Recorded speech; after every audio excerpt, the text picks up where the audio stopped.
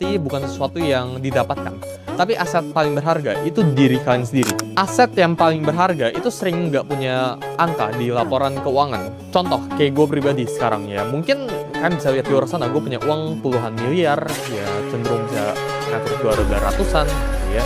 Gue punya mobil, gue punya jam tangan, gue punya aset, gue punya banyak banget gitu ya, Bitcoin dan sebagainya. Itu kan bentuk dari aset. Tapi menurut gue, aset ini itu adalah aset yang paling murah yang lu bisa punya. Ketika kita ngomong gue punya audience gitu ya, gue punya network yang kuat, gue punya skill, gue punya kepala gitu ya, gue punya tim bahkan gitu ya. Ini aset yang lebih mahal. Jadi urutannya itu aset ya, jadi kayak uang gitu ya, saham, kripto, terus ya mobil, jam tangan, semuanya bentuk itu gitu ya. Itu aset yang paling rendah gitu ya. Yang kedua itu kepercayaan, loyalty, audience gitu ya. Itu juga bisa jadi aset gitu ya.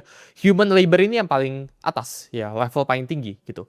Karena ketika lu punya resource allocation, human labor ya, lu punya orang-orang terdekat lu yang bisa ngelakuin apapun itu, orang-orang lu yang A+ kita ngomong, orang-orang yang hebat, maka ini aset terbaik lu. Jadi aset itu nggak melulu tentang uang. Itu yang gue pelajarin di umur ke-19. Aset itu bisa bentuk itu lain. Bisa bentuk dalam orang, bisa bentuk dalam ilmu. Ilmu kepala lu itu aset gitu ya. Karena gini, kalau uang lu itu aset lu, kalau gue sekarang riset semua uang lu, apa kalau bisa dapetin balik uangnya gitu ya. Kalau tanya gue, jawabannya gue bisa gitu ya. Karena gue punya apa yang gue butuhkan dalam kepala gue. Gue punya ilmunya, gue punya networknya, gue punya skillnya. Jadi gue pribadi ya nggak pernah ngeliat diri gue itu seberapa kaya dari seberapa banyak uang yang gue punya ya. Karena menurut gue uang itu merupakan lagging indicator. Berapapun uang yang gue hasilkan detik ini, sekarang gitu ya, hari ini atau bulan ini gitu ya, itu tidak gara-gara gue bekerja hari ini. Itu gara-gara 3 tahun yang lalu ada Suli yang lagi kerja di kamarnya. Terus dia bekerja untuk membuild atau belajar skill baru yang gue sekarang itu bisa pakai.